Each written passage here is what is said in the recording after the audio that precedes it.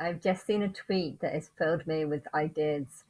Um, when it comes to, I'm just making a video about predictions, but if there is going to be interesting people in the Big Brother show, I think the most interesting kind of people are actually people who are genuinely terrible people, but who believe that they are actually good. And I don't know, the eye logo that they've got is very fun, is very happy, is very sort of cheerful and jolly. But yeah, it would be interesting if they actually had a contradiction with that. So you could have like a really happy, fun, joyous house, but then have just find the most terriblest people of society. And me, of course, you need to have me in there, so I won't be the most terriblest person. But yeah, that would be an interesting where you can find people who are convinced that they're going to try and prove their innocence and prove to people how nice they are.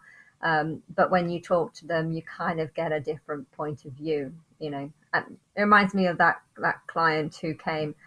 He actually bought me a silver bar, but you know, he had lost access to his kids, and you know, he was saying how terrible it is, and you know, how he's a good dad, but at the same time he was just saying it in a really like intense way that made me think, you know, I'm really glad there's no kid in my house right now, because yeah, I would not want this guy around my kids.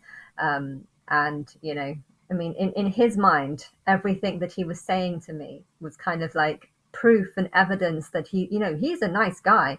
I mean, he doesn't want to talk to courts. I mean, why should he talk to courts to try and get access? You know, of course, you know, he has no ability to work with authority in any kind of way, and was really, really like kind of intense, and constantly going on about all problems, or the problems England is, and how England's turning into like a big dump basically. And then it's just like, well, if England's turning into a dump, why are you staying here? And oh, I got my kids here, but you can't actually see your kids. And I don't know, but it was weird because in his mind it felt like I was a counselor to him. But yeah, everything he was saying kind of, he was trying to prove what a nice person he was, when in reality I was thinking, you know, I have to tell him that he's a nice person, because if I tell him the truth, he might even get violent towards me. But at the same time, yeah, sometimes people, I don't know, I read this story about Marland, I don't know, uh, just this, there's a story about some, apparently she got involved in some sexual case. I don't know if that's the truth or not. I don't know what's real and what's not.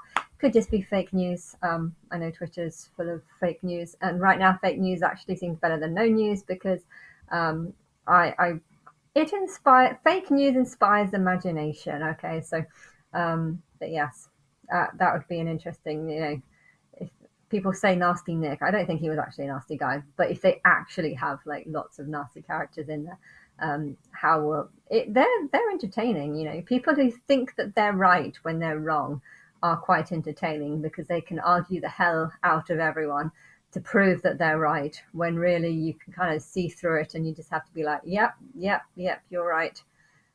I think everyone would know that they're not right, but I don't know. Those are interesting kind of people. And what else? Is there anything else I wanted to say? Um, I don't know. I still don't know about timing. Um, but yeah, if it's going to be 40 days, then I think it does work out to be more from the Sunday, which is like October the 2nd. But yeah, do wonder though what's going to happen on the Feast of Trumpets, because when I'm looking at Christian videos to try and make prophecies about what's going to happen, you know, most of them point to the Feast of Trumpets. I know my sister's, there's a court case about my sister's baby, and whether it's going off to South Africa. Apparently, the brother who lives in South Africa, um, he doesn't have a 1-year-old; it's a 21-year-old. But they writ it wrongly on the form, and it says one. But I don't know. I don't know. But I don't know. It's really, really bothering me that I don't know what they actually think. You know, have they genuinely rejected me as a possibility, or are they just putting everything on hold?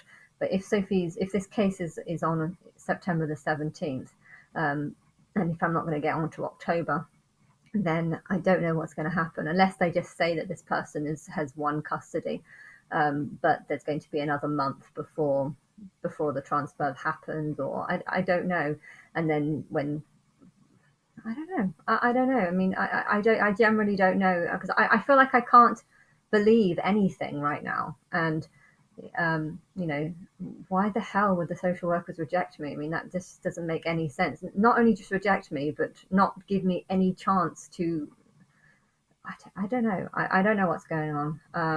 I know that, you know, I wanted this viability test to go about, but that's happening.